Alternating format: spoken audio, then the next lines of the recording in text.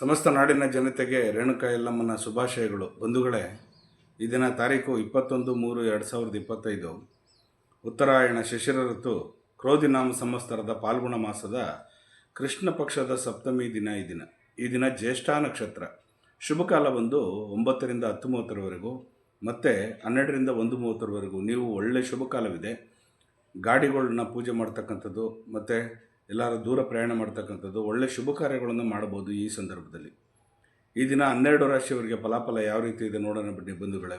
ಈ ದಿನ ಆದಿತ್ಯಾದಿ ನವಗ್ರಹಗಳನ್ನು ಪ್ರಾರ್ಥನೆ ಮಾಡುತ್ತಾ, ಶುಕ್ರವಾರ ಈ ದಿನ ಮಹಾತಾಯಿ ಮಹಾಲಕ್ಷ್ಮಿಯನ್ನು ಮನಸ್ಸಿನಲ್ಲಿ ಪ್ರಾರ್ಥನೆ ಮಾಡುತ್ತಾ ಆದಿತ್ಯಾದಿ ನವಗ್ರಹಗಳನ್ನು ಪ್ರಾರ್ಥನೆ ಮಾಡೋಣ. ಹಾಗೆ ಮಹಾಲಕ್ಷ್ಮಿಯನ್ನು ಪ್ರಾರ್ಥನೆ ಮಾಡಿಕೊಂಡು, ಮಹಾಲಕ್ಷ್ಮೀ ಚ ವಿದ್ಮಹೇ ವಿಷ್ಣುಪತ್ನಿ ಚ ಧೀಮಹಿ ತನ್ನೋ ಲಕ್ಷ್ಮೀ ಪ್ರಚೋದಯಾತು, ಸರ್ವಮಂಗಳ ಮಾಂಗಲ್ಯ ಶಿವೆ ಸರ್ವಾರ್ಥ ಸಾಧಿಕೆ ಶರಣ್ಯೆ ತ್ರಯಂಬಕೆ ಗೌರಿ ನಾರಾಯಣಿ ನಮೋಸ್ತುತೆ. ಆದಿತ್ಯಾದಿ ನವಗ್ರಹಗಳನ್ನು ಪ್ರಾರ್ಥನೆ ಮಾಡುತ್ತಾ, ನಮಃ ಸೂರ್ಯಾಯ ಚಂದ್ರಾಯ ಮಂಗಳಾಯ ಚ ಬುಧ ಶುಕ್ರ ಶನಿವೇಶ್ಚ ರಾಹುವೇ ಕೇತುವೆ ನಮಃ. ಗುರು ಬ್ರಹ್ಮ ಗುರು ವಿಷ್ಣು ಗುರುದೇವೋ ಮಹೇಶ್ವರ ಗುರು ಸಾಕ್ಷಾತ್ ಪರಬ್ರಹ್ಮ ತಸ್ಮೈ ಶ್ರೀ ಗುರುವೇ ನಮಃ. ಗುರುವೇ ಸರ್ವಲೋಕಾನಾಂ ಬಿಜಸೆ ಭವರೋಗಿಣಾಂ ನಿಧಯೇ ಸರ್ವವಿದ್ಯಾನಾಂ ಶ್ರೀ ದಕ್ಷಿಣಾಮೂರ್ತಯೇ ನಮೋ ನಮಃ. ಆದಿತ್ಯಾದಿ ನವಗ್ರಹಗಳನ್ನು ಪ್ರಾರ್ಥನೆ ಮಾಡುತ್ತಾ ಮನಸ್ಸಿನಲ್ಲಿ ಈ ದಿನ 12 ರಾಶಿಯವರಿಗೆ ಫಲಾಫಲ ಯಾವ ರೀತಿ ಇದೆ ನೋಡೋಣ ಬನ್ನಿ. ಮೊದಲಿಗೆ ಮೇಷರಾಶಿಯವ್ರನ್ನ ನೋಡೋಣ.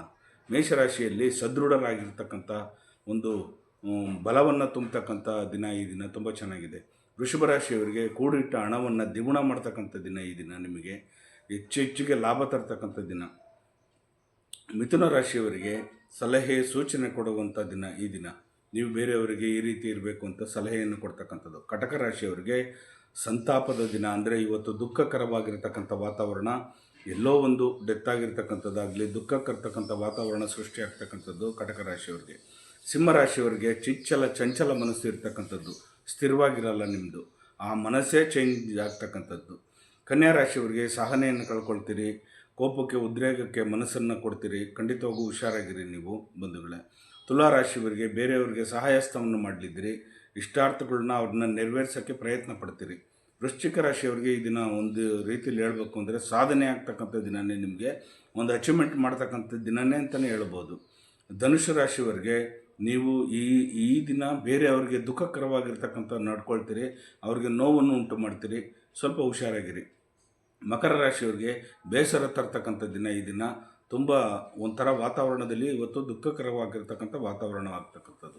ಕುಂಭರಾಶಿಯವರಿಗೆ ನೀವು ಮಾಡಿರ್ತಕ್ಕಂಥ ತಪ್ಪನ್ನು ಮತ್ತೆ ಮೆಲುಕಾಗ್ತಕ್ಕಂಥದ್ದು, ಮತ್ತು ಅವ್ರ ಜೊತೆಯಲ್ಲಿ ದುಃಖವನ್ನು ಹಂಚ್ಕೊಳ್ತಕ್ಕಂಥದ್ದು ಈ ದಿನ ಕುಂಭರಾಶಿಯವರಿಗೆ.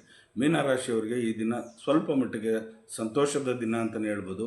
ದೂರ ಪ್ರಯಾಣ ಮಾಡ್ತಕ್ಕಂಥದ್ದು, ಪುಣ್ಯಕ್ಷೇತ್ರಗಳಿಗೆ ಹೋಗ್ತಕ್ಕಂಥದ್ದು ಮೀನರಾಶಿಯವರಿಗೆ ಈ ರೀತಿ ಇದೆ. ಹೀಗೆ 12 ರಾಶಿಯವರಿಗೆ ಫಲಾಫಲಗಳುಂಟು. ಜಗನ್ಮಾತೆ ಸ್ವರೂಪಿಣಿಯಾಗಿರ್ತಕ್ಕಂಥ ರೇಣುಕಾ ಯಲ್ಲಮ್ಮ, ಹಾಗೆ ತಾಯಿ ಜಗದೀಶ್ವರಿ ರೇಣುಕಾ ಯಲ್ಲಮ್ಮನ ಮನಸ್ಸಿನಲ್ಲಿ ಪ್ರಾರ್ಥನೆ ಮಾಡುತ್ತಾ, ಮಲೈ ಮಹದೇಶ್ವರನನ್ನು ನಿಮಗೆಲ್ಲರಿಗೂ ನಿಮ್ಮ ಕುಟುಂಬಕ್ಕೆಲ್ಲರಿಗೂ ಒಳ್ಳೇದು ಮಾಡಲಿ, ಸುಖ ಶಾಂತಿ ನೆಮ್ಮದಿ ಆರೋಗ್ಯ ಭಾಗ್ಯವನ್ನು ಕೊಟ್ಟು ಕಾಪಾಡಲಿ. ಲೋಕೋ ಸಮಸ್ತ ಸುಖಿನೋ ಭವಂತು, ಸನ್ಮಂಗಳಾನಿ ಭವಂತು, ಸರ್ವೇ ಜನ ಸುಖಿನೋ ಭವಂತು, ಸನ್ಮಂಗಳಾನಿ ಭವಂತು.